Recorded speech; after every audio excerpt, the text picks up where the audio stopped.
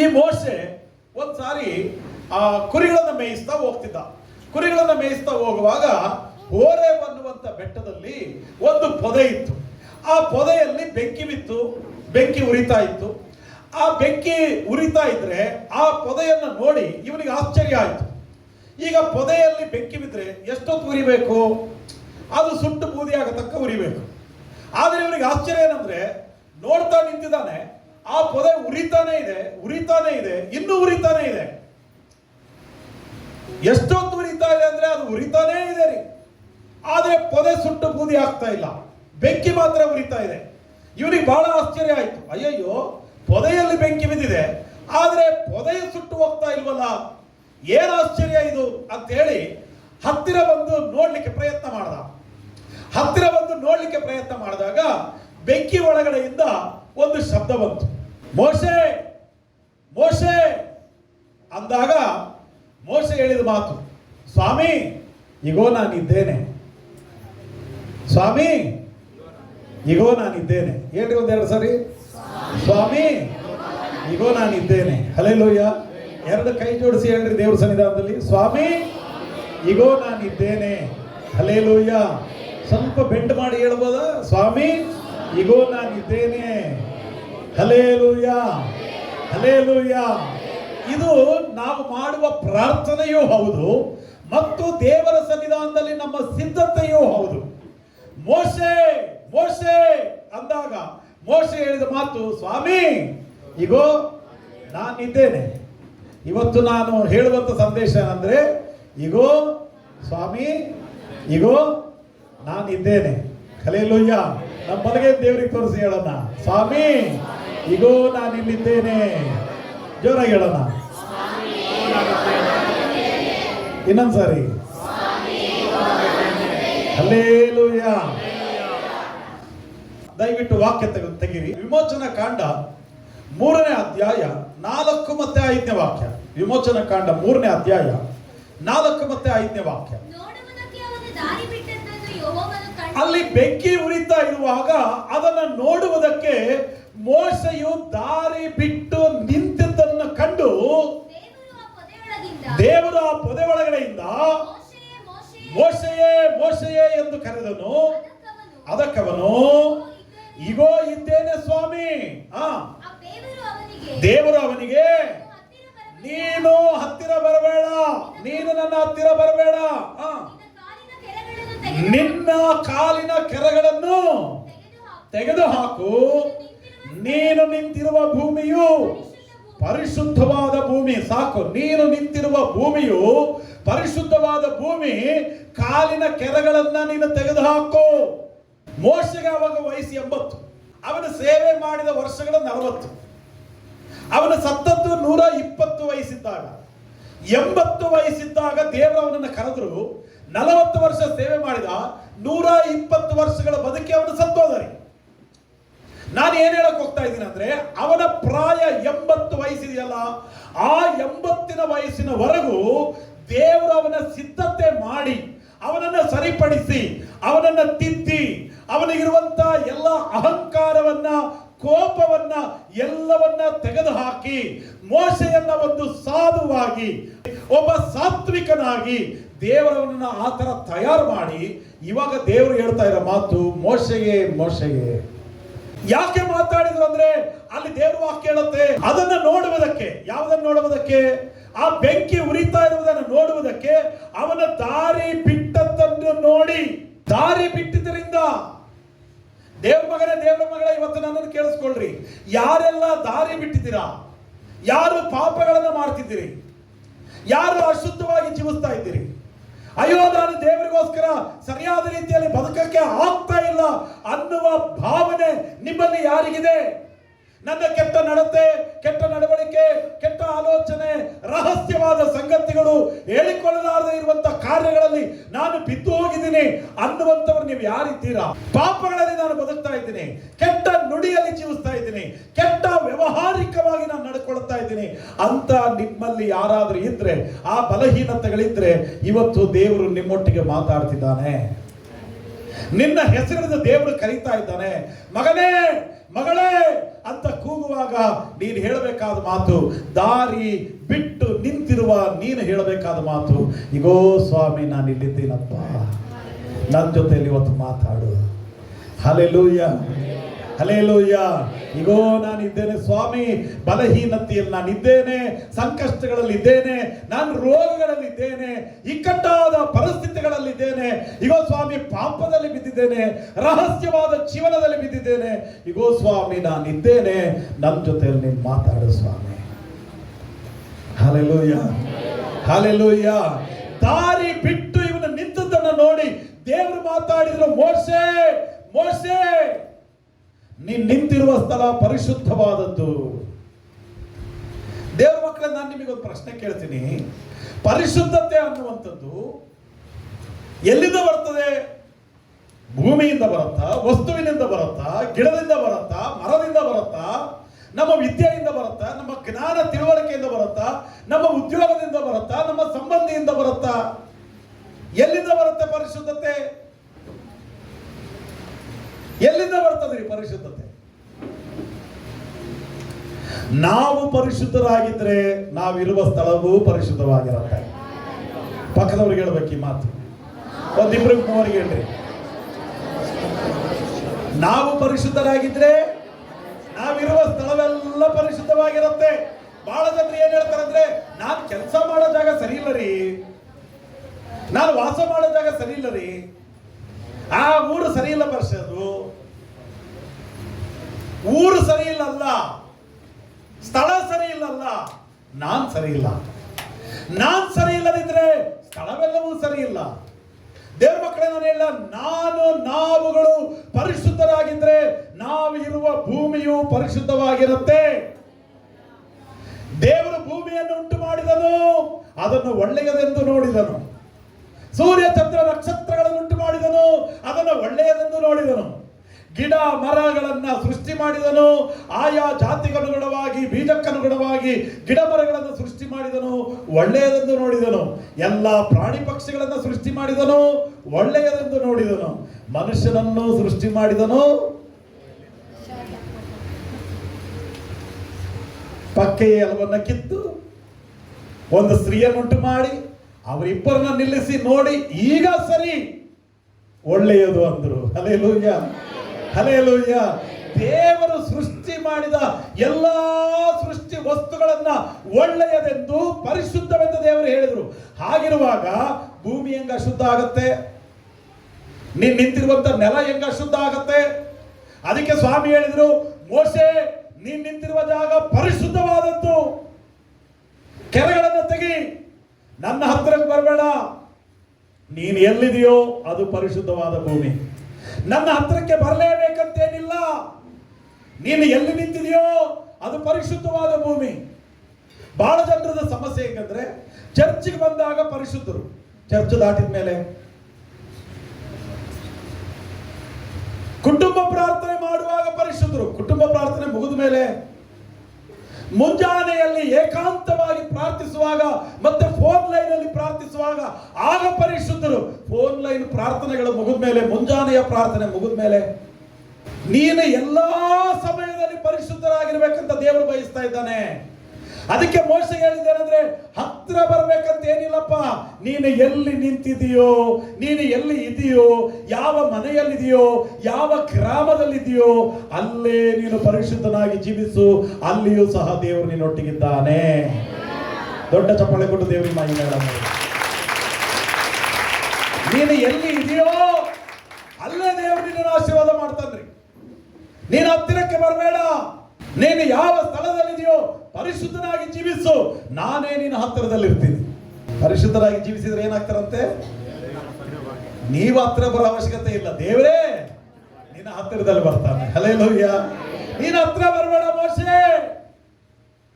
ನೀನು ಎಲ್ಲಿದೆಯೋ, ಯಾವ ಸ್ಥಿತಿಯಲ್ಲಿದೆಯೋ, ಯಾವ ಕೆಲಸದಲ್ಲಿದೆಯೋ, ಯಾವ ಉದ್ಯೋಗದಲ್ಲಿದೆಯೋ, ನಿನ್ನ ಚೌಕಟ್ಟು ಯಾವುದಿದೆಯೋ, ಯಾವ ಕಾರ್ಯಗಳನ್ನು ಮಾಡುತ್ತಿದೆಯೋ ಆ ಸ್ಥಳದಲ್ಲಿ ನೀನು ಪರಿಶುದ್ಧನಾಗಿ ಜೀವಿಸಿದರೆ ಆ ಸ್ಥಳದಲ್ಲಿ ನಿನ್ನ ಮೂಲಕವಾಗಿ ಮಹತ್ತರವಾದ ಕಾರ್ಯಗಳನ್ನು ಮಾಡುವುದಕ್ಕೆ ನನ್ನ ದೇವರು ಶಕ್ತನಾಗಿದ್ದಾನೆ. ನಿನ್ನ ಭಕ್ತಿ, ನಿನ್ನ ಪ್ರಾರ್ಥನೆ, ನಿನ್ನ ವಿಶ್ವಾಸ ನಿನ್ನ ಸ್ಥಳವನ್ನ, ನಿನ್ನ ಮನೆಯನ್ನ, ನಿನ್ನ ಚೌಕಟ್ಟನ್ನ ಬದಲಾಯಿಸ್ತದೆ. ನಾವು ಪರಿಶುದ್ಧರಾಗಿ ಜೀವಿಸ್ತಾ ಇಲ್ಲ, ವಿಶ್ವಾಸ ಇಟ್ಟು ಜೀವಿಸ್ತಾ ಇಲ್ಲ, ಸರಿಯಾದ ಭಕ್ತಿ ನಾವು ಮಾಡ್ತಾ ಇಲ್ಲ ಅನ್ನೋದಾದ್ರೆ ಸ್ಥಳ ಹೆಂಗೆ ಬದಲಾಗತ್ತೆ? ಮನೆ ಹೆಂಗೆ ಬದಲಾಗತ್ತೆ? ದೇವರ ಮಕ್ಕಳೇ, ನಿನ್ನ ಪ್ರಾರ್ಥನೆಯ ಜೀವನ, ನಿನ್ನ ಪವಿತ್ರವಾದ ಜೀವನ, ನಿನ್ನ ಮನೆ, ನಿನ್ನ ಪರಿಸ್ಥಿತಿಗಳನ್ನು ಬದಲಾಯಿಸುತ್ತೆ. ಅದಕ್ಕೆ ಸ್ವಾಮಿ ಹೇಳ್ತಿದ್ದಾನೆ, ಮೋಶೆ ಮೋಶೆ ಅಂದಾಗ, ಇಗೋ ಸ್ವಾಮಿ ನಾನು ಇಲ್ಲಿದ್ದೇನೆ. ಇವತ್ತು ನಿನ್ನ ಹೆಸರು ಹಿಡಿದು ದೇವರು ನಿನ್ನನ್ನು ಕೂಗುವಾಗ ನೀನು ಹೇಳಬೇಕಾದದ್ದು, ಇಗೋ ಸ್ವಾಮಿ ನಾನಿಲ್ಲಿದ್ದೇನಪ್ಪ. ಇಗೋ ಸ್ವಾಮಿ, ನಿನ್ನ ಕಣ್ಮರೆಯಾಗಿ ನನಗೆ ಬಚ್ಚಿಟ್ಕೊಳಕ್ಕಾಗಲ್ಲ. ಇಗೋ ನಾನಿಲ್ಲಿದ್ದೇನೆ. ನಾನು ಮಾಡಿದ ತಪ್ಪುಗಳಿಗೆ ವಿರುದ್ಧವಾಗಿ ನಾನು ಬಚ್ಚಿಟ್ಕೊಳಕ್ಕಾಗಲ್ಲ. ಇಗೋ ನಾನಿಲ್ಲಿದ್ದೇನೆ ಸ್ವಾಮಿ. ನಾನಿಲ್ಲಿದ್ದೇನೆ ಅಂದ್ರೆ ಅದರ ಅರ್ಥ ನಾನು ಬಚ್ಚಿಟ್ಕೊಂಡಿಲ್ಲ ಅಂತ. ನಾನಿಲ್ಲಿದ್ದೇನೆ ಅಂದ್ರೆ ನನ್ನಲ್ಲಿ ರಹಸ್ಯ ಇಲ್ಲ ಅಂತ. ನಾನಿಲ್ಲಿದ್ದೇನೆ ಅಂತಂದ್ರೆ ನಾನು ನಿನಗೆ ಮರೆಯಾಗಿಲ್ಲ ಸ್ವಾಮಿ ಅಂತ ಅರ್ಥ. Hallelujah, hallelujah. ನಾನು ಮರೆಯಾಗಿಲ್ಲಪ್ಪ, ನೀನು ನನ್ನನ್ನ ಓದುವ ಪುಸ್ತಕವಾಗಿ ತೆರೆಯಲ್ಪಟ್ಟು ನಿನ್ನ ಮುಂದಿದ್ದೇನೆ. ದೇವರ ಮಕ್ಕಳೇ, ದೇವರ ಮುಂದೆ ನಾವೆಲ್ಲರೂ ಸಹ ತೆರೆದ ಪುಸ್ತಕದಂತಿರಬೇಕು. ಮುಚ್ಚಲ್ಪಟ್ಟ ಪುಸ್ತಕ ಆಗಬಾರದು. ನಾವು ದೇವರ ಮುಂದೆ ಏನಾಗ್ಬೇಕು? ನಾವು ದೇವರ ಮಗನೇ, ದೇವರ ಮಗಳೇ, ನಾನು ನಿಮಗೆ ಇವತ್ತು ಹೇಳ್ತೀನಿ, ನಿಮ್ಮ ಕುಟುಂಬದಲ್ಲಿ, ನಿಮ್ಮ ಜೀವನದಲ್ಲಿ, ನಿಮ್ಮ ಮಕ್ಕಳಲ್ಲಿ, ನಿಮ್ಮ ವ್ಯಕ್ತಿಗತವಾದ ಬದುಕಿನಲ್ಲಿ ಯಾವುದಾದರೂ ಪುಸ್ತಕದ ಒಂದು ಪೇಜು, ಯಾವುದಾದ್ರೂ 2 ಪೇಜು ದೇವರಿಗೆ ಗೊತ್ತಿಲ್ಲದಂಗೆ ಮುಚ್ಚಿಡಬೇಕಂತ ಪ್ರಯತ್ನ ಮಾಡಿದ್ರೆ ನಡೆಯಲ್ಲ. ನೀನು ಅಪ್ಪ ಅಮ್ಮನಿಗೆ ಮುಚ್ಚಿಡ್ಬೋದು, ಅಕ್ಕಪಕ್ಕದವ್ರಿಗೆ ಮುಚ್ಚಿಡ್ಬೋದು, ತಮ್ಮ ತಂಗಿಗೆ ಮುಚ್ಚಿಡ್ಬೋದು, ಸಂಬಂಧಿಕರಿಗೆ ಮುಚ್ಚಿಡ್ಬೋದು. ನಿನ್ನ ಜೀವನದ ಒಂದು ದಿನವನ್ನು, ಒಂದು ಕ್ಷಣವನ್ನು ದೇವರ ದೃಷ್ಟಿಗೆ ಮುಚ್ಚಿಡ್ಲಿಕ್ಕೆ ಸಾಧ್ಯ ಇಲ್ಲ. ಹಲ್ಲೆಲೂಯ. ಅದಕ್ಕೆ ನಾವು ಹೇಳಬೇಕಾದ ಒಂದೇ ಮಾತೇನಂದ್ರೆ, ನಮ್ಮ ಹೆಸರಿಡಿದು ದೇವರು ಕೂಗುವಾಗ, ಇಗೋ ನಾನಿದ್ದೇನೆ. ಏನ್ ಹೇಳ್ಬೇಕು? ಸ್ವಾಮಿ, ಪೂರ್ತಿ ಹೇಳ್ರಿ, ಸ್ವಾಮಿ ಇಗೋ ನಾನಿದ್ದೇನೆ. Hallelujah, hallelujah. 2ನೇ ಮನುಷ್ಯನ ಮಾತಿಗೆ ಹೋಗೋಣ. ಸಾಮುವೇಲ್ ರೀ. ಯಾರೀ ಸಾಮುವೇಲಪ್ಪ ಅಂದ್ರೆ ಹನ್ನಳ ಮಗ. ಯಾರು ಹನ್ನಳು? ದೇವಾಲಯದಲ್ಲಿ ಬಹಳ ಕಣ್ಣೀರಿನಿಂದ ಪ್ರಾರ್ಥನೆ ಮಾಡಿ ಸಂತಾನಕ್ಕೋಸ್ಕರವಾಗಿ ಪ್ರಾರ್ಥಿಸಿದಂತ ಅದ್ಭುತವಾದ ಒಬ್ಬ ಹೆಣ್ಣು ಮಗಳು. ದೇವರು ಕೊಟ್ಟಂತ ಸಂತಾನ ಅವನಿಗೆ ಸಾಮುವೇಲ್ ಅಂತ ಹೆಸರಿಟ್ಲು. ಸ್ವಲ್ಪ ದಿನಗಳವರೆಗೂ ಆ ಮಗುವನ್ನ ಸಾಕಿದಳು. ಅದಾದ ನಂತರ ಆ ಮಗುನ ತಗೊಂಡು ಬಂದು ದೇವಾಲಯದಲ್ಲಿ ಆ ಪಾಸ್ಟರ್ ಕೈ ಕೊಟ್ಟಳು. ಪಾಸ್ಟರ್, ಈ ಮಗು ದೇವಾಲಯದಲ್ಲಿ ಬೆಳೀಲಿ, ದೇವರು ಕೊಟ್ಟ ಮಗು ನಾನು ತಿರುಗಿ ದೇವರಿಗೆ ನಾನು ಕೊಟ್ಟಿದ್ದೀನಿ ಅಂತಂದ್ಲು. ಆ ತಾಯಿಗೆ ದೇವರು ಇನ್ನೂ ಅನೇಕ ಮಕ್ಕಳನ್ನು ಕೊಟ್ಟರು. ಆ ಮಗನನ್ನ ದೇವಾಲಯಕ್ಕೆ ಕೊಟ್ಟು, ಇನ್ಮೇಲೆ ಈ ಮಗ ದೇವಾಲಯದಲ್ಲಿ ಬೆಳೀಲಿ, ದೇವರ ಸೇವೆ ಮಾಡಲಿ ಅಂತ ಹೇಳಿದರು. ಆ ಹುಡುಗ ಸ್ವಲ್ಪ ದಿನಗಳ ಆ ದೇವಾಲಯದಲ್ಲಿ ಇದ್ದ. ಸಣ್ಣ ಪ್ರಾಯ, ಒಂದು 7 ವರ್ಷನೋ 8 ವರ್ಷನೋ ಇದ್ದಿರಬಹುದು. ಆ ಟೈಮಲ್ಲಿ ಒಂದು ರಾತ್ರಿ ಆ ಹುಡುಗ ಅಲ್ಲಿ ಮಂಜೂಷದ ಪೆಟ್ಟಿಗೆ ಪಕ್ಕದಲ್ಲಿ ಅಲ್ಲಿ ಮಲಗಿದ್ದ. ಮಂಜೂಷ ಇತ್ತು ದೇವಾಲಯದಲ್ಲಿ, ಮಂಜೂಷದ ಬಳಿಯಲ್ಲಿ ಅಲ್ಲಿ ಮಲಗಿದ್ದ. ಅವಾಗ ಒಂದು ಶಬ್ದ ಕೇಳ್ತು, ಸಾಮುವೇಲನೇ ಸಾಮುವೇಲನೇ ಅಂತ ಶಬ್ದ ಕೇಳ್ತು. ಅವಾಗ ತಕ್ಷಣ ಎದ್ದು ಪಾಸ್ಟರ್ ಹತ್ರ ಓಡಿ ಬಂದ ಆ ಹುಡುಗ. ಪಾಸ್ಟರ್ ಅಂಕಲ್, ಪಾಸ್ಟರ್ ಅಂಕಲ್, ನನಗೆ ಕರೆದ್ರ ನೀವು? ಈಗ ನಾನು ಇಲ್ಲೇ ಇದ್ದೀನಿ ಅಂಕಲ್ ಅಂದ. ಇಲ್ಲೇ ಇದ್ದೀನಿ ನಾನು, ಅಂಕಲ್ ಕರೆದ್ರ ಅಂದ. ಆವಾಗ ಪಾಸ್ಟರ್ ಏನ್ ಹೇಳಿದ್ರು ಅಂದ್ರೆ, ಇಲ್ಲಪ್ಪ ನಾನು ಕರೆದಿಲ್ಲ, ಹೋಗು ಮಲ್ಕೋ ಹೋಗು. ಈ ಹುಡುಗ ಮತ್ತೆ ತಿರುಗಿ ಬಂದು ಆ ಮಂಜೂಷದ ಬಳಿಯಲ್ಲಿ ಮಲಗಿದ್ದ. ಮತ್ತೆ 2ನೇ ಸಾರಿ ಶಬ್ದ, ಸಾಮುವೇಲನೇ ಸಾಮುವೇಲನೇ. ಆವಾಗ ಮತ್ತೆ ಓಡಿ ಬಂದು ಕೇಳ್ದ, ಅಂಕಲ್ ನಾನು ಇಲ್ಲೇ ಇದ್ದೀನಿ, ಕರೆದ್ರ ನನ್ನನ್ನ ಅಂದ. ಆವಾಗ ಪಾಸ್ಟರ್ ಹೇಳಿದ್ರು, ಇಲ್ಲಪ್ಪ ನೀನು ಹೋಗಿ ಮಲಗು. ಈ ಸರಿ ಏನಾದರೂ ಸಾಮುವೇಲನೇ ಸಾಮುವೇಲನೇ ಅಂತ ಎಬ್ಬಿಸುವ ಶಬ್ದ ಕೇಳಿಸಿದ್ರೆ ನೀನು ಎದ್ದು ಕುತ್ಕೊಂಡು, ಇಗೋ ಸ್ವಾಮಿ ನಾನು ಇಲ್ಲಿದ್ದೀನಿ, ಅಪ್ಪಣೆಯಾಗಲಿ ಅಂತ ಹೇಳು. ನಾ ಇಲ್ಲೇ ಇದ್ದೀನಿ ಸ್ವಾಮಿ, ಅಪ್ಪಣೆಯಾಗಲಿ, ನಿನ್ನ ದಾಸನು ಕಾದಿದ್ದಾನೆ ಅಂತ ಹೇಳೋರು ಅಂತ ಹೇಳಿದ್ರು. ಅವಾಗ ಈ ಹುಡುಗ ಬಂದು ಮತ್ತೆ ಮಲಗಿದ. 3ನೇ ಸಾರಿ ಈಗ ಶಬ್ದ, ಸಾಮುವೇಲನೇ ಸಾಮುವೇಲನೇ. ಆಗ ತಕ್ಷಣ ಹುಡುಗ ಎದ್ದು, ಇಗೋ ಸ್ವಾಮಿ ನಾನು ಇಲ್ಲಿದ್ದೇನೆ, ಅಪ್ಪಣೆಯಾಗಲಿ, ನಿನ್ನ ದಾಸನು ಕಾದಿದ್ದಾನೆ ಅಂದರು. ಆವಾಗ ದೇವರ ಅವನ ಜೊತೆಲಿ ಮಾತಾಡಕ್ಕೆ ಸ್ಟಾರ್ಟ್ ಮಾಡಿದ್ರು. ನಾನು ಏನ್ ಹೇಳಕ್ ಹೋಗ್ತಾ ಇದ್ದೀನಿ ಅಂದ್ರೆ, ಪಾಸ್ಟರ್ ಹತ್ರ ಓಡಿ ಬಂದು ಇವನು ಕೇಳ್ದ, ಪಾಸ್ಟರ್ ಹತ್ರ ಬಂದು ಕೇಳಿದ್ರಿ, ಈಗೋ ನಾನು ಇಲ್ಲಿದ್ದೀನಿ, ಕರೆದ್ರ ನಾನು ರೆಡಿ ಇದ್ದೀನಿ, ಏನ್ ಮಾಡ್ಬೇಕಿತ್ತು? ಕಸ ಗುಡಿಸ್ಬೇಕಿತ್ತ? ಕ್ಲೀನ್ ಮಾಡ್ಬೇಕಿತ್ತ? ಏನಾದ್ರೂ ಕೆಲಸಗಳಿದ್ವಾ? ದೇವಾಲಯದಲ್ಲಿ ಏನಾದ್ರೂ ಕಾರ್ಯಗಳಿದ್ವಾ? ನೀವು ಕರೆದ್ರ ನನ್ನನ್ನ ಅಂದ್ರು. ಅವಾಗ ಪಾಸ್ ಹೇಳಿದ್ದು, ಇಲ್ಲಪ್ಪ, ನೀನು ಹೋಗಿ ಮಲ್ಕೋ, ಈ ಸರಿ ಕರೆದ್ರೆ ನಾನಿದ್ದೀನಿ ಅಂತ ಹೇಳು, ಉಳಿದಿದ್ದು ದೇವರು ಹೇಳ್ತಾರೆ. ದೇವ್ರ ಮಗನೇ, ದೇವ್ರ ಮಗಳೇ, ನನ್ನ ಚೆನ್ನಾಗಿ ಕೇಳಿಸ್ಕೊಳ್ರಿ. ನಿನ್ನನ್ನ ನನ್ನನ್ನ ರಕ್ಷಣೆಯ ಸೌಭಾಗ್ಯಕ್ಕೆ ಕರೆದದ್ದು ಪಾಸ್ ಅಲ್ಲ, ಪಕ್ಕದ ಮನುಷ್ಯ ಅಲ್ಲ, ಸರ್ವೇಶ್ವರನಾದ ದೇವರೇ ನಮ್ಮನ್ನು ಕರೆದಿದ್ದಾನೆ. ಹಲ್ಲೆಲೂಯ. ನಾನು ಯಾವಾಗಲೂ ಹೇಳ್ತೇನ್ರಿ, ಪಾಸ್ಟ್ರು ದೇವರಲ್ಲ, ದೇವರೇ ನಮ್ಮನ್ನು ಆಯ್ಕೆ ಮಾಡಿದ್ದಾನೆ, ದೇವರೇ ನಮ್ಮನ್ನು ಕರೆದಿದ್ದಾನೆ.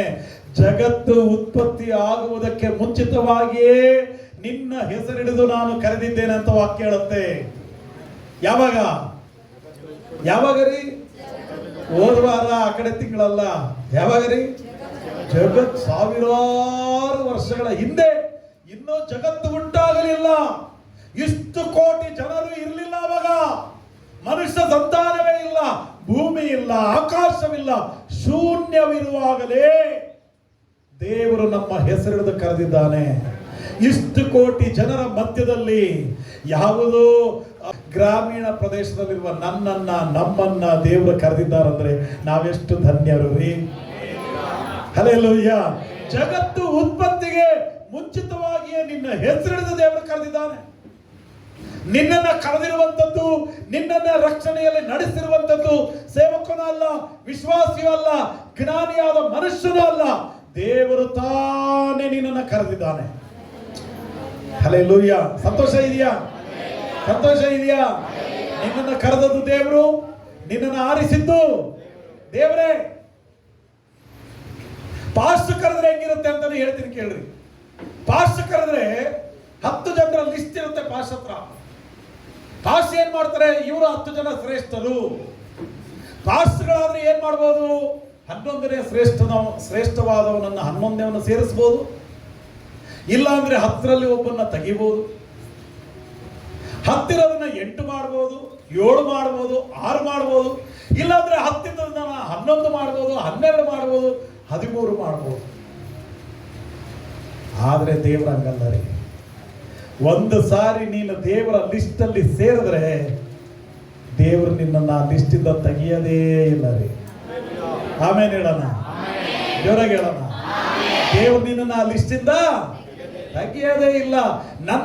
ನನ್ನ ಹೆಸರನ್ನ ನಂಬಿ, ನನ್ನ ಹೆಸರನ್ನ ಅರಿಕೆ ಮಾಡಿ ರಕ್ಷಣೆಯಲ್ಲಿ ನಡೆದಂತ ಜನರಿವರ ಲಿಸ್ಟ್, ರಕ್ಷಣೆಯಲ್ಲಿರುವ ಲಿಸ್ಟ್ ಇದು. ಅಯ್ಯೋ, ಮತ್ತೆ ಪಾಪ ಮಾಡ್ತಿದ್ದೀನಲ್ಲಪ್ಪ ಅಷ್ಟೇ, ನಾನು ದೇವರನ್ನ ಬಿಟ್ಟು ಹೋಗ್ಬಿಟ್ಟಿದ್ದೀನಲ್ಲಪ್ಪ ಅಷ್ಟೇ, ನಾನು ದೇವರಿಗೆ ವಿರುದ್ಧವಾಗಿ ಜೀವಿಸ್ತಾ ಇದ್ದೀನಲ್ಲ. ದೇವರ ಮಕ್ಕಳೇ, ನನ್ನನ್ನು ಕೇಳಿಸ್ಕೊಳ್ಳಿ. ಒಂದು ಸಾರಿ ದೇವರು ಕೊಟ್ಟಂತ ರಕ್ಷಣೆಯ ಸೌಭಾಗ್ಯವನ್ನ ದೇವರು ತಿರುಗಿ ಕಸ್ಕೊಳ್ಳಲ್ಲ. ಆದರೆ ಆ ರಕ್ಷಣೆಯನ್ನ ಕಾಪಾಡಿಕೊಳ್ಳುವ ಜವಾಬ್ದಾರಿ ನಿಂದು. ಕಡೆಯವರೆಗೂ ತಾಳುವವನು ರಕ್ಷಣೆ ಹೊಂದುವನು. ಹಲ್ಲೆಲೂಯ.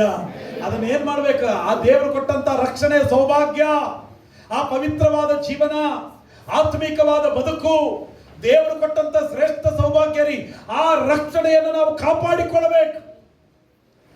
ನಾನು ನಿಮಗೆ ಇದು ಅರ್ಥ ಆಗ್ಲಿಕ್ಕೆ ಸಣ್ಣ ಉದಾಹರಣೆ ಹೇಳ್ತೀನಿ.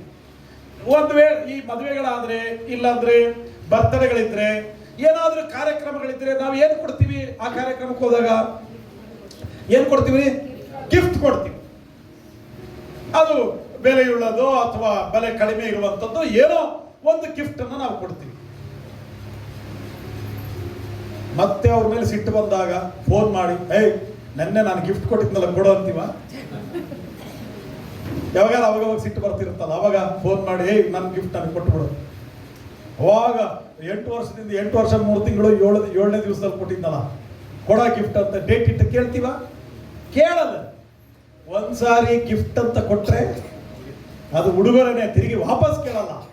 ಆದ್ರೆ ಸಾಲ ಕೊಟ್ರೆ ಕೇಳ್ತೀವಿ, ಆದ್ರೆ ಗಿಫ್ಟ್ ಕೊಟ್ರೆ ಯಾರು ಕೇಳಲ್ಲ. ದೇವರ ಮಕ್ಕಳೇ, ರಕ್ಷಣೆ ಸಾಲ ಅಲ್ಲ, ರಕ್ಷಣೆ ದೇವರ ಉಚಿತಾರ್ಥವಾದ ವರ ಅದು. ಹಲ್ಲೆಲೂಯ. ದೇವರ ಉಚಿತಾರ್ಥವಾದ ವರ ರೀ. ನಾವದನ್ನ ದುಡ್ಡು ಕೊಟ್ಟು ಕೊಂಡುಕೊಳ್ಳಿಲ್ಲ, ಪ್ರಯಾಸ ಪಟ್ಟುಕೊಂಡಿಲ್ಲ. ದೇವರ ವಾಕ್ಯ ಹೇಳುತ್ತೆ, ನೀನು ರಕ್ಷಣೆ ಹೊಂದಿರುವುದು ನಿನ್ನ ಪುಣ್ಯ ಕ್ರಿಯೆಗಳಿಂದಲ್ಲ, ದೇವರ ಕೃಪೆಯಿಂದಲೇ ಉಚಿತವಾಗಿ ರಕ್ಷಣೆ ಹೊಂದಿದ್ದೀಯಾ. ಉಚಿತವಾದ ವರ ದೇವರು ನಮಗೆ ಕೊಟ್ಟಿದ್ದಾರೆ. ಈಗ ಗಿಫ್ಟ್ ಕೊಟ್ಟಿದ್ದು ನಾವೇನು ಮಾಡಬೇಕು? ದೇವರೇನೋ ಕೊಟ್ಟರು. ಈಗ ನಾನೇನೋ ನಿನ್ನ ಬರ್ತ್ಡೇಗೋ ಅಥವಾ ನಿನ್ನ ಮದುವೆ ದಿವಸಕ್ಕೋ ಒಂದು ಗಿಫ್ಟ್ ಕೊಟ್ಟೆ, ನೀನೇನ್ ಮಾಡ್ಬೇಕು? ಅದನ್ನ ನನ್ನ ಮೇಲೆ ಸಿಟ್ಟು ಬಂದಾಗ ಅರ್ಧಾಕ್ಬೇಕಾ? ನನ್ನ ಮೇಲೆ ಸಿಟ್ಟು ಬಂದಾಗ ಹೊಡೆದಾಕ್ಬೇಕಾ? ಇಲ್ಲಲ್ಲ. ಏನ್ ಮಾಡ್ಬೇಕು ಅದನ್ನ? ದೇವರಷ್ಟೇ ರೀ. ದೇವರು ನಮಗೆ ರಕ್ಷಣೆಯ ಸೌಭಾಗ್ಯ ಕೊಟ್ಟಾಗ ನಾವೇನ್ ಮಾಡ್ಬೇಕು? ಕಾಪಾಡಬೇಕು.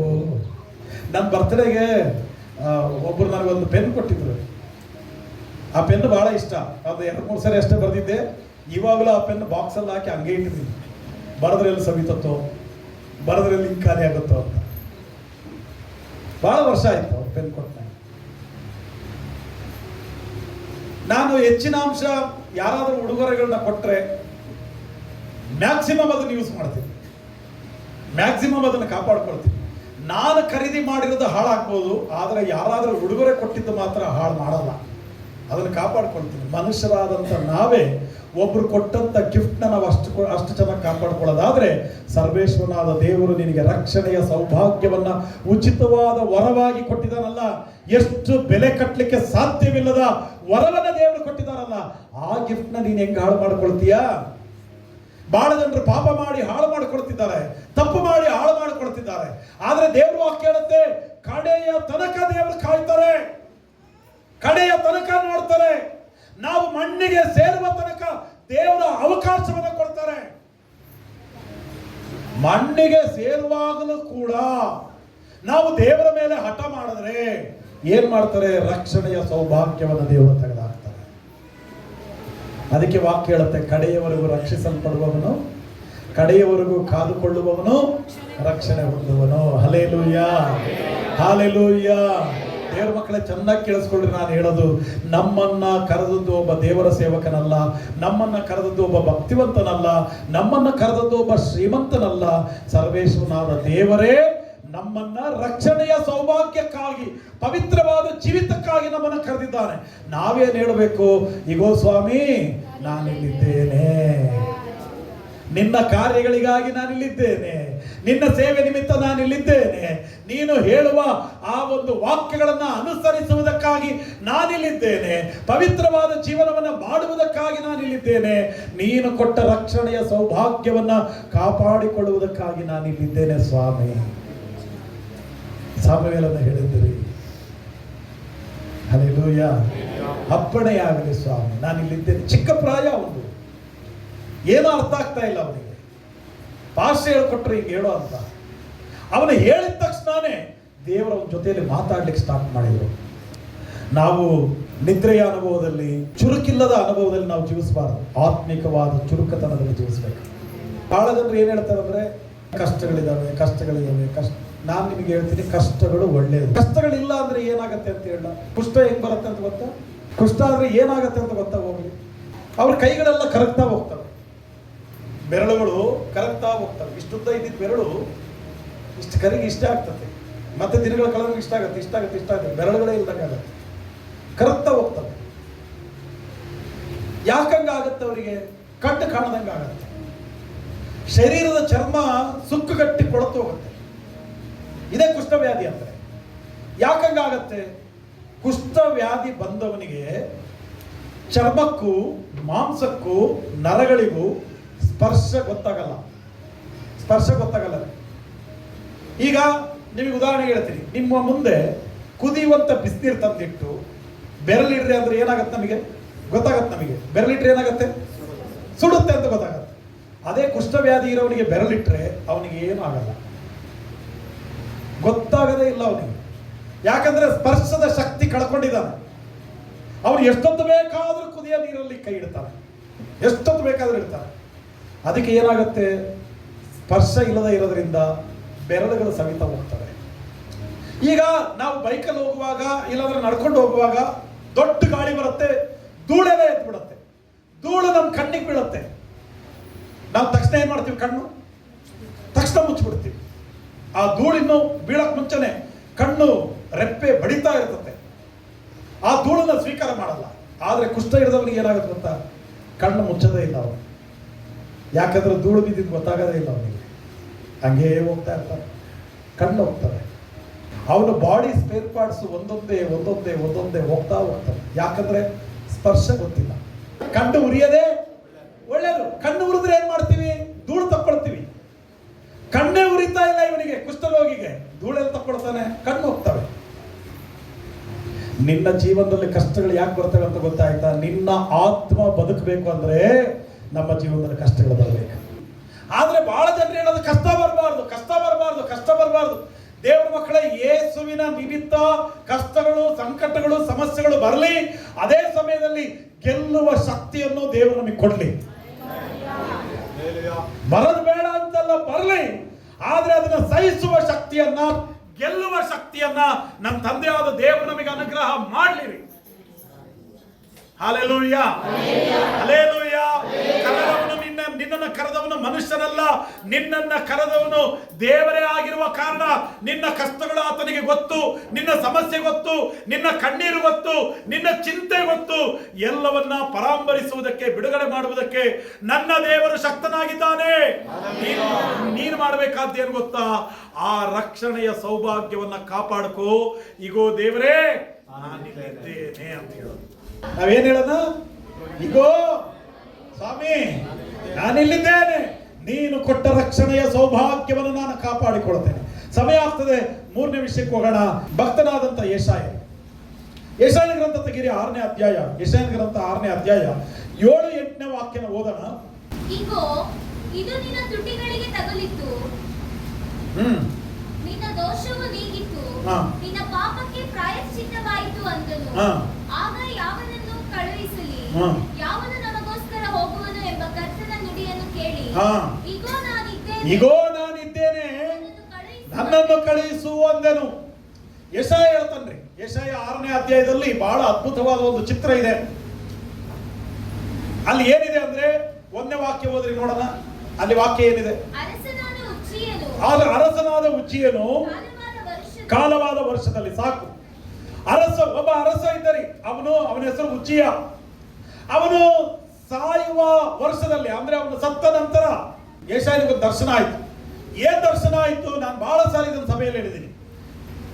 ದೇವದೂತರಗಳ ಗುಂಪು ದೇವರ ಸಿಂಹಾಸನದಲ್ಲಿ ಕೂತಿದ್ದಾನೆ. ಆ ಸಿಂಹಾಸನದಿಂದ ಅದ್ಭುತವಾದ ಬೆಳಕು ಇಡೀ ಪರಲೋಕ ರಾಜ್ಯದ ಮನೆಯನ್ನ ಆವರಿಸಿಕೊಂಡಿದೆ. ದೇವದೂತರುಗಳ ಗುಂಪು ಒಬ್ಬೊಬ್ಬನು 2 ರೆಕ್ಕೆಯಿಂದ ಬಡಿಯುತ್ತಾ, 2 ರೆಕ್ಕೆಯಿಂದ ತಮ್ಮ ಕಾಲುಗಳನ್ನು ಮುಚ್ಚಿ, 2 ರೆಕ್ಕೆಯಿಂದ ತಮ್ಮ ಕಣ್ಣುಗಳನ್ನು ಮುಚ್ಚಿ, ಸೇನಾಧೀಶ್ವರನಾದ ಯೆಹೋವನು ಪರಿಶುದ್ಧನು, ಪರಿಶುದ್ಧನು, ಪರಿಶುದ್ಧನು ಅಂತ ಹೇಳಿ ಒಬ್ಬ ದೇವದೂತ ಮತ್ತೊಬ್ಬ ದೇವದೂತನಿಗೆ ಹೇಳುತ್ತಾ, ನೆಲಸೋಕದೆ ಅಂತರದಲ್ಲಿ ಸುತ್ತುತ್ತಾ ದೇವರನ್ನ ಆರಾಧನೆ ಮಾಡಿದರು. ಈ ದರ್ಶನವನ್ನ ಯೆಶಾಯನು ನೋಡಿದ.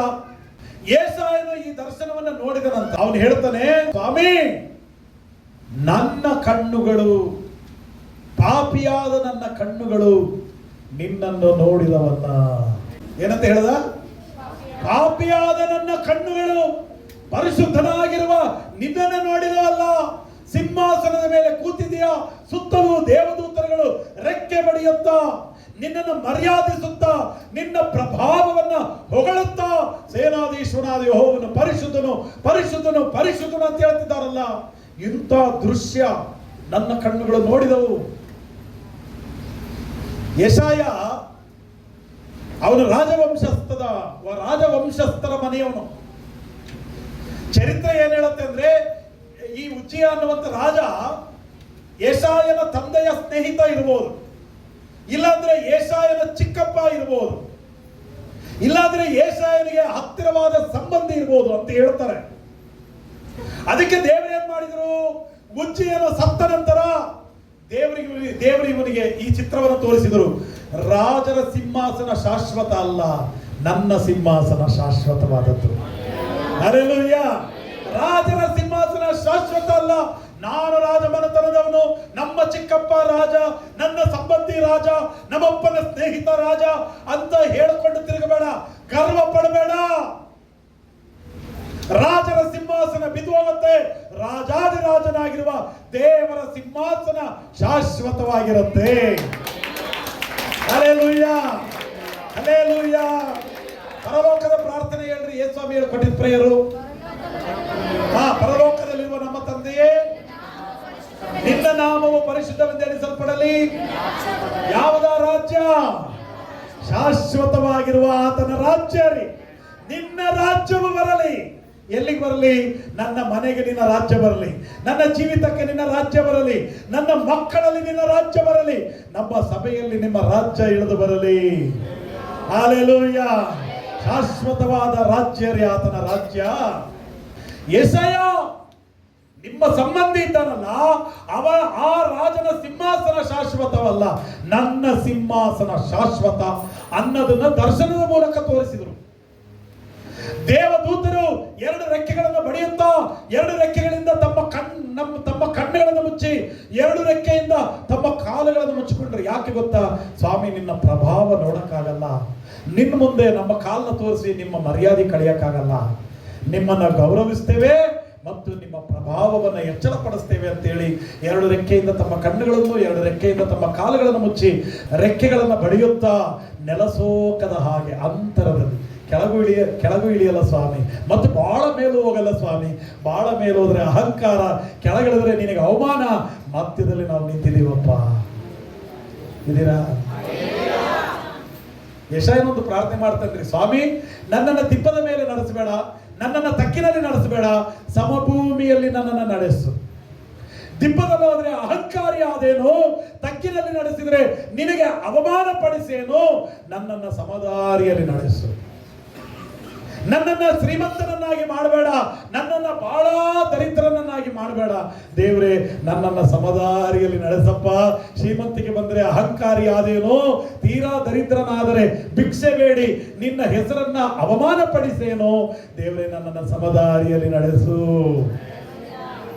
ಇದೀರಾ?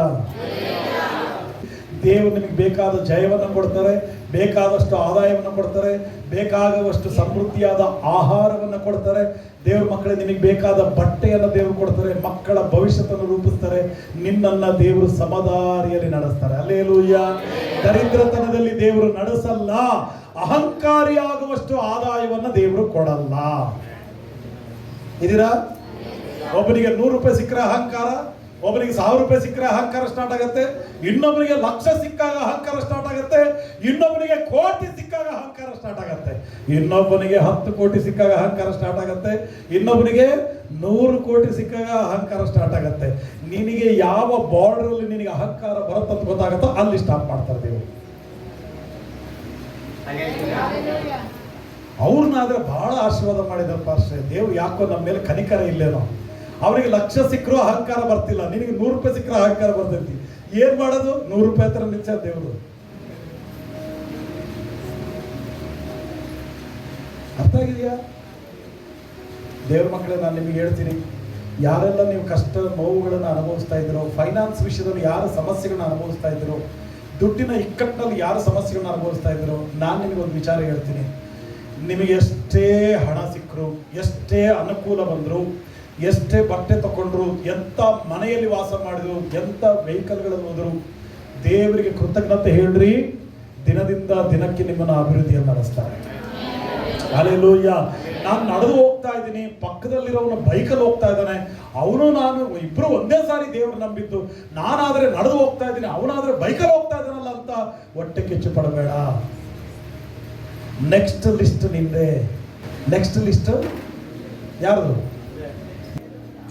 ನಾವು ಜಗಳ ಮಾಡಿಕೊಂಡು ಕಾಂಪಿಟೇಷನ್ ಮಾಡಿಕೊಂಡು ಅವರಿಗಾದ್ರೆ ಹಿಂಗೆ ಇವರಿಗಾದ್ರೆ ಹಿಂಗೆ ಅಂತ ಹೇಳ್ಕೊಂಡು ಜೀವನ ಮಾಡ್ಲಿಕ್ಕಿಲ್ಲ.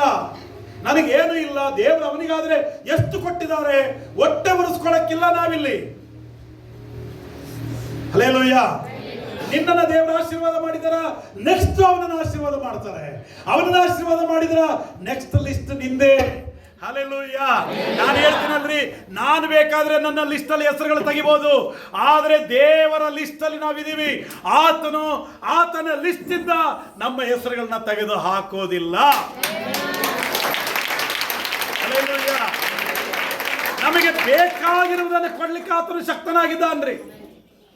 ಯಾವ ಟೈಮಿಗೆ ನಮಗೆ ಏನು ಬೇಕು, ನಿನಗೆ ಯಾಕೆ ನಿನ್ನ ಪಕ್ಕದವನ ಮೇಲೆ ಹೊಟ್ಟೆ ಉರಿ, ಯಾಕೆ ಪಕ್ಕದವನ ಮೇಲೆ ಅಸೂಯೆ.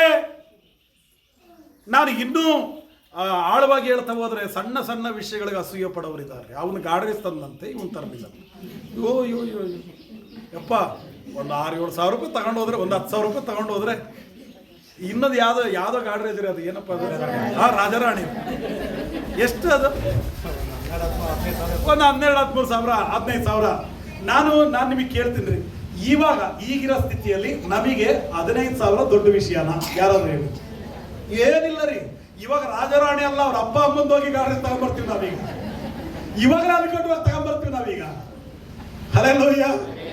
ದೇವರು ನಮ್ಮನ್ನ ಶಕ್ತೀಕರಿಸಿದಾರೆ. ಆಮೇಲೆ ಹೇಳ್ರಿ, ಒಂದ್ ದಿವಸದಲ್ಲಿ ಮನೆಗೆ ಏನಾದ್ರೂ ಸಣ್ಣ ವಸ್ತು ತರಬೇಕಂದ್ರೆ 100 ಸಾರಿ ಆಲೋಚನೆ ಮಾಡಿ ಲೆಕ್ಕಪತ್ರ ನೋಡಿ ತರಬೇಕಾಗಿತ್ತು. ಇವತ್ತು ನೆನೆಸಿದ ಸಮಯಕ್ಕೆ ಹೋಗಿ ನಮಗೇನ್ ಬೇಕಾದ ತಗೊಂಡು ಬರ್ತಾ ಇದೀವಿ. ನೆನೆಸಿದ ಟೈಮಲ್ಲಿ ಏನ್ ಬೇಕೋ ಅದನ್ನು ಊಟ ಮಾಡ್ತಿದೀವಿ. ಯಾರಿಗಾದ್ರೂ ಊಟದ ಕೊರತೆ ಇದೆಯಾ? ನೆನೆಸ್ಕೊಂಡಾಗ ಕೋಳಿ ತರ್ತೀರಾ, ನೆನೆಸ್ಕೊಂಡಾಗ ಮಟನ್ ತರ್ತೀರಾ, ನೆನೆಸ್ಕೊಂಡಾಗ ಏನೇನು ಐಟಮ್ ಬೇಕೋ ಎಲ್ಲ ಅಡಿಗೆ ಮಾಡ್ತೀರಾ. ಇತ್ತೀಚೆಗೆ ನಮ್ಮವರೆಲ್ಲ ಐಟಮ್ಗಳು ಜಾಸ್ತಿ ಮಾಡ್ತಿದ್ದಾರೆ. ಮೊದಲು ಮುದ್ದೆ ಸಾರು ಅನ್ನ ಅಷ್ಟೇ ಇತ್ತು. ಇವಾಗ ಅದ್ರ ಜೊತೆ ಫ್ರೈ ಬೇರೆ, ಮತ್ತೆ ಬೇರೆ ಏನೇನೋ ತಟ್ಟೆಯಲ್ಲಿ ರಮಣ 5-6 ಐಟಮ್ಗಳು ಇರ್ತಾವೆ. ತಿಂದು ಅನ್ಬೇಕು. ದೇವರು ನಮಗೆ ಎಷ್ಟು ಶ್ರೀಮಂತಿಕೆ ಕೊಟ್ಟರು. ವಾಕ್ಯ ಏನ್ ಹೇಳುತ್ತೆ? ಏನಾಕೋ ಎಲ್ಲಿಗೆ? ಯಾಕೆ? ಬಹಳ ಶ್ರೀಮಂತಿಗೆ ಬಂದು, ಬಹಳ ಅನುಕೂಲ ಬಂದು, ಐಟಮ್ಗಳು ಜಾಸ್ತಿ ಮಾಡ್ಕೊಂಡು ಎಲ್ಲ ಊಟ ಮಾಡಿರ್ತಾರ್ರಿ. ಮತ್ತು ಕಬಾಬ್ ಹುಡುಕಾಡ್ತಾನೆ. ಅಯ್ಯೋ ಮಾರಾಯ, ಹೊಟ್ಟೆ ತುಂಬತಲ್ಲ, ಸಾಕಲ್ಲ. ದೇವರು ನಮಗೆ ಎಷ್ಟು ಶ್ರೀಮಂತಿಕೆ, ಎಷ್ಟು ಅನುಕೂಲ ಕೊಟ್ಟರು. ನಾವು ಜೀವಿಸುವ ವಿಧಾನದಲ್ಲಿಯೇ ಜೀವಿಸಬೇಕು. ಊಟ ನಮ್ಮ ದೇವರಲ್ಲ, ಆತನೇ ನನ್ನ ದೇವರು. ನನ್ನ ಹಣವು ನನ್ನ ದೇವರಲ್ಲ, ಆತನೇ ನನ್ನ ದೇವರು. ನನ್ನ ಬಟ್ಟೆಗಳು ನನ್ನ ದೇವರಲ್ಲ, ಆತನೇ ನನ್ನ ದೇವರು. ನನ್ನ ಮನೆಯ ಕಟ್ಟಡ ನನಗೆ ದೇವರಲ್ಲ, ಆತನೇ ನನ್ನ ದೇವರು. ನನಗೆ ಕೊಟ್ಟಂತ ಸವಲತ್ತುಗಳು ನನ್ನ ದೇವರಲ್ಲ, ಆತನು ಮಾತ್ರವೇ ನನ್ನ ದೇವರು. ಜೀವಿಸುವುದಕ್ಕಾಗಿ ಹಣವನ್ನು, ಆಹಾರವನ್ನು, ವಸ್ತುಗಳನ್ನು, ಬಟ್ಟೆಗಳನ್ನು, ಮನೆಯನ್ನು ದೇವರು ಅನುಗ್ರಹ ಮಾಡಿದ್ದಾರೆ. ಇದು ಯಾವುದು ನಮ್ಮ ದೇವರಲ್ಲ ರೀ. ಹಲ್ಲೆಲೂಯಾ. ನೀನು ಹೊಟ್ಟೆ ಬಾಕನಾಗಿದ್ರೆ ಕಂಠಕ್ಕೆ ಕತ್ತಿಯ. ಕೋಪ ಜಾಸ್ತಿ ಇದ್ರೆ, ಕೋಪ ಜಾಸ್ತಿ ಆದ್ರೆ ಖರ್ಚು ತಗೊಂಡು ಎಲ್ಲಿಟ್ಕೋ, ಬಾಯಲ್ಲಿ ಇಟ್ಕೊಂಡು ಹೋಗುತ್ತೆ. ಒಂದು 10 ನಿಮಿಷ ಆದ್ಮೇಲೆ ಮತ್ತೆ ವಾಪಸ್ ಬಾ. ಕೋಪಕ್ಕೆ ನೀಗುತ್ತೆ. ಕೋಪ ಬಂದು ನೀನೇನಾದ್ರೂ ಮಾತಾಡಿ ಮನೆಯಲ್ಲಿ ಸಮಸ್ಯೆ ಮಾಡ್ಕೊಳ್ಳೋದಕ್ಕಿಂತ ಕೋಪ ಬಂದ ತಕ್ಷಣ ಏನ್ ಮಾಡು, ಒಂದು 10 ನಿಮಿಷನ 15 ನಿಮಿಷ ಆದ್ಮೇಲೆ ಮತ್ತೆ ಬಾ. ಅವಾಗ ಏನಾಗಿರುತ್ತೆ? ನಾನು ಏನ್ ಹೇಳಕ್ ಹೋಗ್ತಿದ್ದೀನಿ ಅಂದ್ರೆ, ನಮ್ಮ ಅವಶ್ಯಕತೆಯ ವಸ್ತುಗಳು ನಮಗೆ ಯಾವತ್ತೂ ದೇವರಲ್ಲ. ಅದಕ್ಕೆ ಯೆಶಾಯನು ಹೇಳ್ತಾನೆ, ಅವನು ಆ ಒಂದು ದರ್ಶನವನ್ನು ನೋಡಿದ ನಂತರ ಅವನು ಹೇಳ್ತಾನೆ, ನಾನು ಪಾಪಿಯಾದವನು, ನನ್ನ ಕಣ್ಣುಗಳಿಂದ ನಾನು ನೋಡಿರುವಲ್ಲ. ನಾನು ನನ್ನ ರಾಜ, ನನ್ನ ರಾಜ್ಯ, ನನ್ನ ಮನೆತನ, ನಾನು ರಾಜವಂಶಸ್ಥ. ನೋಡ್ರಿ, ನೀವು ಯಾವ ವಂಶದವರಾದ್ರು, ಯಾವ ಮನೆತನದವರಾದ್ರು, ನಿಮ್ಮ ಯಾವ ಹಿನ್ನೆಲೆ ಇದ್ರು, ದೇವರ ಮುಂದೆ ನಾವೆಲ್ಲರೂ ಒಂದೇ. ನಾವೆಲ್ಲರೂ ಒಂದೇ. ಏಲಿಯನ ಬಗ್ಗೆ ನೀವು ವಾಕ್ಯದಲ್ಲಿ ಓದಿದ್ರೆ, ಏಲಿಯ ಯಾರು? ಎಲ್ಲಿಯವನು? ಅವನ ತಂದೆ ತಾಯಿಗಳು ಯಾರು? ಅವನು ಏನ್ ಕೆಲಸ ಮಾಡ್ತಿದ್ದ? ಅವನ ಸ್ಥಾನಮಾನ ಏನು? ಏನು ಬರ್ದಿಲ್ಲ ರೀ. ಯಾಕೆಂದ್ರೆ ಏಲಿಯನ ಹಿನ್ನೆಲೆ ದೇವರಿಗೆ ಮುಖ್ಯ ಅಲ್ಲ, ಎಲಿಯ ಮುಖ್ಯ ದೇವರಿಗೆ. ನಿನ್ನ ಹಿನ್ನೆಲೆ ದೇವರಿಗೆ ಮುಖ್ಯ ಅಲ್ಲ, ದೇವರಿಗೆ ನಾವುಗಳು ಮುಖ್ಯ. ಹಲ್ಲೆಲೂಯಾ. ಆದ್ರೆ ಯೆಶಾಯನು ಹೆಂಗಿದ್ದ? ನಾನು ರಾಜ ಮನೆತನದವನು, ನಾನು ರಾಜವಂಶಸ್ಥ, ನಾನಂತವನು, ನಾನಿಂತವನು. ಯೆಶಾಯ ಹೇಳ್ತಿದ್ದ. ಅದಕ್ಕೆ ದೇವರು ಚಿತ್ರ ತೋರಿಸಿದ್ರು, ಅಪ್ಪ ನೀನು ಯಾರ ಸಿಂಹಾಸನವನ್ನು ಮುಂದಿಟ್ಕೊಂಡು, ಯಾವ ವ್ಯಕ್ತಿಯನ್ನ ಮುಂದಿಟ್ಕೊಂಡು ನೀನು ಅಹಂಕಾರ ಮಾಡ್ತಿದ್ಯಲ್ಲ, ಅವನಿಗಿಂತ ದೊಡ್ಡವನು ನಾನು. ನನ್ನ ಸಿಂಹಾಸನವನ್ನು ಸ್ಥಾಪನೆ ಮಾಡ್ತೀನಿ ನಿನ್ನ ಮನೆಯಲ್ಲಿ. ಅದಕ್ಕೆ ನಾನು ಅವಾಗಲೇ ಹೇಳಿದ್ದಲ್ಲ, ನಿನ್ನ ಮನೆಯಲ್ಲಿ, ನಿನ್ನ ಕುಟುಂಬದಲ್ಲಿ, ನಮ್ಮೆಲ್ಲರ ಜೀವನದಲ್ಲಿ ದೇವರ ರಾಜ್ಯ ಸ್ಥಾಪನೆ ಆಗಬೇಕ್ರಿ. ಯಾರು ಯಜಮಾನಿಕೆ ಮಾಡಬೇಕು, ಯಾರು ಚೇರ್ ಹಾಕೋಬೇಕು ನಿಮ್ಮ ಮನೆಯಲ್ಲಿ ಅಂದ್ರೆ, ದೇವರಿಗೆ ದೊಡ್ಡ ಸಿಂಹಾಸನ ಆಗಬೇಕು. ದೇವರ ಆಡಳಿತ ನಮ್ಮ ಮನೆಯಲ್ಲಿ ನಡಿಬೇಕು. ನಿಮ್ಮ ಮನೆಗಳಲ್ಲಿ ದೇವರ ಆಡಳಿತ ನಡಿಬೇಕು. ಆತನ ಸಿಂಹಾಸನವನ್ನು ಹಾಕೊಂಡು ಆತನ ಕೂರಬೇಕು. ಆತನೇ ನಮ್ಮ ಮನೆಯನ್ನ, ನಮ್ಮ ಕುಟುಂಬವನ್ನು ನಡೆಸಬೇಕು. ಆತನೇ ನಮ್ಮ ಕುಟುಂಬದ ಯಜಮಾನನು. Hallelujah, hallelujah. ಆತನೇ ಈ ಮನೆಯ. ಒಂದ್ಸರಿ ನಾನು ನಿಮಗೆ ಒಂದು ಸ್ಟೋರಿ ಹೇಳಿದ್ದೆ, ನೆನಪಿದೆಯಾ? ಒಂದು ಹೆಣ್ಮಗಳು ಆತನೇ ಯೇಸುವೆ ಈ ಮನೆಯ ಯಜಮಾನ ಅಂತ ಬೋರ್ಡ್ ಹಾಕಿದ್ಲ. ಆಯಮ್ಮ ಅಷ್ಟೇ ದೇವರು ನಂಬಿದ್ದು, ಗಂಡ ದೇವರು ನಂಬಿಲ್ಲ. ನೆಕ್ಸ್ಟ್ ಡೇ ಆಯಮ್ಮ ಯಾವ ಚರ್ಚಿಗೆ ಹೋಗ್ತಾಳಲ್ಲ, ಅವ್ರ ಪಾಸ್ಟ್ ಹತ್ರ ಗಂಡ ಬಂದು ಜಗಳ ಸ್ಟಾರ್ಟ್ ಮಾಡ್ಬಿಟ್ಟ. ಯಾಕೆ ಜಗಳ ಸ್ಟಾರ್ಟ್ ಮಾಡ್ದ ಅಂದ್ರೆ, ಏನಪ್ಪ ನಿನ್ ಸಮಸ್ಯೆ ಏನು ಹೇಳು, ನೀನ್ ಹೆಂಡ್ತಿನೂ ಕರೆಸ್ತೀನಿ, ಹೇಳಪ್ಪ ಏನ್ ಹೇಳಿ, ಇಬ್ರು ನಿಂತವ್ರ ಜೊತೆ ಏನ್ ಹೇಳೋದ್ರೆ, ಅಲ್ಲ ಪಾಸ್ಟ್ರೆ ಇದೇನ ಕಲ್ಸದ್ ನೀವು, ಏನ್ ಕಲ್ಸಿದಿರ ನೀವು, ನೋಡ್ರಿ ಯೇಸುವೆ ಈ ಮನೆ ಯಜಮಾನ ಅಂತ ಬೋರ್ಡ್ ಹಾಕಿದಾಳೆ ಇವರು. ಅಯ್ಯೋ ಒಳ್ಳೇದಲ್ಲಪ್ಪ, ಮತ್ ನಾನ್ಯಾರು ಅಂದ ಇವರು, ಮತ್ ನಾನ್ಯಾರು, ಯೇಸುವೆ ಈ ಮನೆ ಯಜಮಾನ ಅಂದ್ರೆ ನಾನ್ಯಾರು, ಮತ್ತೆ ಈ ಮನೆಗೆ ನಾನು ಯಜಮಾನ ಅಲ್ಲೇನು, ನೀವೇ ಯಜಮಾನರು, ನೀವೇ ಯಜಮಾನಿಯರು, ಆದರೆ ಆಡಳಿತವು ನನ್ನ ದೇವರದು. Hallelujah, hallelujah. ದೇವರ ರಾಜ್ಯ ಸ್ಥಾಪನೆ ಆಗಬೇಕ್ರಿ. ಅದಕ್ಕೆ ಅವನು ಏನ್ ಹೇಳ್ತಾನಂದ್ರೆ, ನನ್ನ ಕಣ್ಣುಗಳಿಂದ ನನ್ನ ನೋಡಿದವು ಸ್ವಾಮಿ, ದಯವಿಟ್ಟು ನನ್ನ ಪಾಪಗಳನ್ನು ಕ್ಷಮಿಸು, ನನ್ನಲ್ಲಿ ಪಶ್ಚಾತ್ತಾಪವನ್ನು ಹುಟ್ಟಿಸು. ಆವಾಗ ಅಲ್ಲಿ ಒಂಥರ ಕೆಂಡದ ಅನುಭವ ಇತ್ತು. ಕೆಂಡ ಅವನ ಶರೀರದಲ್ಲಿ ಹೋಗಂಗ್ ಮಾಡಿ ದೇವರು, ಅದೊಂದು ಅನುಭವ. ಬಾಯಲ್ಲಿ ಹೋಗಂಗ್ ಮಾಡಿ, ಗಂಟ್ಲಲ್ಲಿ ಹಿಡಿದು ಶರೀರದಲ್ಲಿ ಹೋಗೋ ತರ ದೇವರು ಮಾಡಿದ್ರು. ಅಂದ್ರೆ ಅದರ ಅರ್ಥ, ಅದೊಂದು ಅನುಭವ ಅವನಿಗಷ್ಟೇ. ಆದ್ರೆ ಅದರ ಅರ್ಥ, ಪರಿಶುದ್ಧಾತ್ಮನ ಬೆಂಕಿಯಿಂದ ನಮ್ಮ ಎಲ್ಲ ಪಾಪಗಳನ್ನ ಆತನು ತೊಳೆದು ನಿವಾರಿಸಿ ನಮ್ಮನ್ನು ಶುದ್ಧಿ ಮಾಡ್ತಾನೆ. ಹಲ್ಲೆಲೂಯ. ಇವಾಗ ಶುದ್ಧಿ ಆದ್ಮೇಲೆ ಇವಾಗ ಒಂದು ಮಾತು, ಶುದ್ಧಿ ಆದ್ಮೇಲೆ ದೇವರ ಮಾತು ಕೇಳಿದ್ರು, ಯಾರು ಹೋಗುವರು, ನನಗೋಸ್ಕರ ಯಾರು ಹೋಗುವರು, ನನಗೋಸ್ಕರ ಯಾರನ್ನ ಕಳುಹಿಸಲಿ. ಅವಾಗ ಯೆಶಾಯನು ಹೇಳ್ತಾರೆ ಗೊತ್ತಾ, ಯೆಶಾಯನ ಗ್ರಂಥ 6ನೇ ಅಧ್ಯಾಯ 8ನೇ ವಾಕ್ಯ. ನೀವು ಬೈಬಲ್ ತಂದಿಲ್ಲ ಅಂದ್ರೆ ಮೊಬೈಲ್ ಆಪ್ ಅಲ್ಲಾದ್ರೂ ಓಪನ್ ಮಾಡ್ಕೊಳ್ರಿ, ಈ ವಾಕ್ಯನೆಲ್ಲರೂ ಓದ್ರಿ.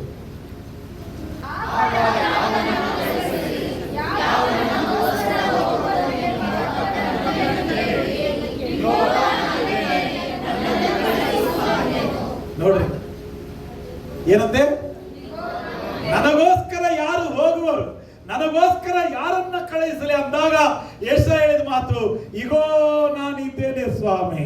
ಇಲ್ಲಿವರೆಗೆ ಎಲ್ಲಿದ್ದೆಪ್ಪ ನೀನು, ಆ ಸಿಂಹಾಸನಕ್ಕಾಗಿ ಇದ್ದೆ. ಇಲ್ಲಿವರೆಗೆ ಎಲ್ಲಿದ್ದೆ, ಆ ರಾಜನಿಗಾಗಿ ಇದ್ದೆ. ಇಲ್ಲಿವರೆಗೆ ಎಲ್ಲಿದ್ದೆ, ಆ ರಾಜ ವಂಶಸ್ಥರಿಗಾಗಿ ನಾನಿದ್ದೆ.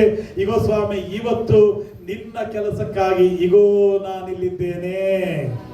Hallelujah, hallelujah. ಅಹಂಕಾರವನ್ನು ಬಿಟ್ಟು ಪಾಪಗಳನ್ನು ತ್ಯಜಿಸಿ ಪರಿಶುದ್ಧನಾಗಿ ನಿನ್ನ ಸೇವೆಯ ನಿಮಿತ್ತ ನಾನಿಲ್ಲಿದ್ದೇನೆ, ನಾನು ಹೋಗ್ತೀನಿ, ನನ್ನನ್ನು ಕಳುಹಿಸು ಸ್ವಾಮಿ. ನಿಮ್ಮ ಜೀವನದಲ್ಲಿ ಎಂಥ ಸ್ಥಿತಿಗಳು ಬರುವಾಗಲೂ ಕೂಡ ನಾವು ಹೇಳಬೇಕಾದ ಮಾತು, ಈಗೋ ನಾನು ನಿನ್ನನ್ನು ಬಿಟ್ಟು ಓಡೋಗ್ತೀನಿ ಅಂತಲ್ಲ, ಈಗೋ ನಾನು ನಿನ್ನ ಬಿಟ್ಟು ಓಡೋಗಿ ಅಲ್ಲಿ ಬಚ್ಚಿಟ್ಕೊಳ್ತೀನಿ ಅಂತಲ್ಲ, ಈಗೋ ನಾನಿಲ್ಲಿದ್ದೇನೆ ಸ್ವಾಮಿ. ಕಷ್ಟಗಳಿದ್ರೂ ಕೂಡ ನಾನು ನಿನ್ನ ಮುಂದೆ ನಿಂತಿದ್ದೀನಿ, ಅವಮಾನಗಳಿದ್ರೂ ಕೂಡ ನಿನ್ನ ಮುಂದೆ ನಾನು ನಿಂತಿದ್ದೀನಿ ಸ್ವಾಮಿ. ನನ್ನ ಸುತ್ತಮುತ್ತಲು ಭಯಂಕರವಾದ ಇಕ್ಕಟ್ಟಾದ ಪರಿಸ್ಥಿತಿಗಳಿದ್ರೂ ಕೂಡ ಈಗೋ ನಾನು ನಿನ್ನ ಮುಂದೆ ನಾನು ಇಲ್ಲಿ ನಿಂತಿದ್ದೀನಿ. ನಿನ್ನನ್ನು ನಡೆಸಪ್ಪ, ನಾನು ಸಿದ್ಧನಾಗಿದ್ದೀನಿ ಸ್ವಾಮಿ, ನೀನು ನನ್ನನ್ನು ನಡೆಸು. ಈ ತರ ಹೇಳಿ ನಮ್ಮನ್ನ ದೇವರ ಕೈ ಒಪ್ಪಿಸುವಾಗ, ದೇವ್ರ ಮಕ್ಕಳೇ, ನಮ್ಮನ್ನ ದೇವರು ಅದ್ಭುತವಾದ ಆಯುಧವಾಗಿ ದೇವರು ಉಪಯೋಗ ಮಾಡ್ತಾರೆ. ನಾನು ನಿಮ್ಗೆ ಇನ್ನೊಂದು ಮಾತು ಹೇಳಿ ನಾನು ನಿಲ್ಲಿಸ್ಲ, ಈಗೋ ನಾನಿದ್ದೇನೆ ಅಂತ ಯಾರು ನೀವು ದೇವರ ಕೈಗೆ ಒಪ್ಪಿಸಿಕೊಡ್ತೀರೋ ಅವರ ಜೊತೆಯಲ್ಲಿ, ಅವರ ಹತ್ತಿರದಲ್ಲಿ ದೇವರು ಇದ್ದಾನೆ. ನಾನು ದೇವರ ಸನ್ನಿಧಾನದಲ್ಲಿ ಇದ್ದೇನೆ ಅಂತ ನಾನು ಹೇಳ್ತೀನಿ, ದೇವರು ಹೇಳ್ತಾರೆ, ನಾನು ಮಗನೇ ನಿನಗೋಸ್ಕರ ಇದ್ದೇನೆ. ಅದೇ ಮೋಶೆಗೆ ದೇವ್ರು ಏನ್ ಹೇಳಿದ್ರು ಗೊತ್ತಾ, ಹೋಗಪ್ಪ ನಮ್ಮ ಸೇವೆಗೆ, ಅಲ್ಲಿ ಹೋಗಿ ಇಸ್ರಾಯೇಲರನ್ನೆಲ್ಲ ಬಿಡಿಸ್ಕೊಂಡು ಬಾ ಅಂದ್ರೆ ಮೋಶೆ ಕೇಳ್ದ, ಸ್ವಾಮಿ ನಾನೇನೋ ಹೋಗ್ತೀನಿ, ಯಾರು ನಿನ್ನನ್ನು ಕಳಿಸಿದ್ದು ಅಂದ್ರೆ ಏನ್ ಹೇಳಿ, ಯಾರು ಹೋಗುವರು, ಯಾರು ನನಗೋಸ್ಕರ ಕಳಿಸಲಿ ಅಂದ್ರೆ ಯೆಶಾಯ ಹೇಳ್ದ, ನಾನು ಹೋಗ್ತೀನಿ ಸ್ವಾಮಿ, ನಾನಿದ್ದೀನಪ್ಪ, ನಾನು ಹೋಗ್ತೀನಿ ಅಂತ. ಇವಾಗ ಮೋಶೆ ಬಂದು ರಾಜನ ಹತ್ರ, ಅವಾಗ ರಾಜ ಕೇಳ್ದಾರಿ, ಯಾರೋ ನಿನ್ನನ್ನು ಕಳಿಸಿದ್ದು ಅಂದ್ರು. ಏನ್ ಹೇಳ್ಬೇಕು ಸ್ವಾಮಿ ಹಂಗಂದ್ರೆ ಅಂದ. ಅವಾಗ ದೇವ್ರೇನಂದ್ರು, ಇರುವಾತನು ನನ್ನನ್ನು ಕಳಿಸಿದನಂತ ಹೇಳೋದು. ಯಾರ್ರೀ? ಜೋರಾಗೆ, ಇರುವಾತನು ಕಳಿಸಿದ್ದಾನೆ. ಇರುವಾತನು ಅನ್ನೋದೊಂದು ಹೆಸರಲ್ಲ, ಇರುವಾತನು ಅಂದ್ರೆ ಆತನು ಜೀವ ಸ್ವರೂಪನು ಅಂತ. Hallelujah, hallelujah. ದೇವರ ಮಕ್ಕಳೇ, ನಾನು ದೇವರ ಬಳಿಯಲ್ಲಿ, ನಾವೆಲ್ಲರೂ ದೇವರ ಬಳಿಯಲ್ಲಿ ಬಂದು ಈಗೋ ನಾನಿದ್ದೇನೆ ಅಂತ ನೀನು ಹೇಳುವುದಾದರೆ, ದೇವರು ನಮಗೆ ಹೇಳ್ತಿದ್ದಾನೆ, ಮಗನೇ ನಾನು ನಿನಗೋಸ್ಕರ ಇದ್ದೇನೆ, ನಾನು ಇರುವಾತನಾಗಿದ್ದೇನೆ.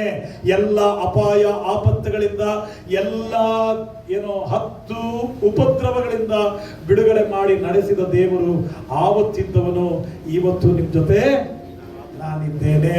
Hallelujah, hallelujah. ಆಪತ್ತಿನಲ್ಲಿ ನೀರು ಕೊಟ್ಟವನು, ಆಪತ್ತಿನಲ್ಲಿ ಆಹಾರ ಕೊಟ್ಟವನು, ಆಪತ್ತಿನಲ್ಲಿ ಜೀವ ಕಾಪಾಡಿದವನು, ಆವತ್ತಿದ್ದವನು ಇವತ್ತು ನಾನು ನಿಮ್ಮ ಜೊತೆಯಲ್ಲಿ ಇದ್ದೇನೆ.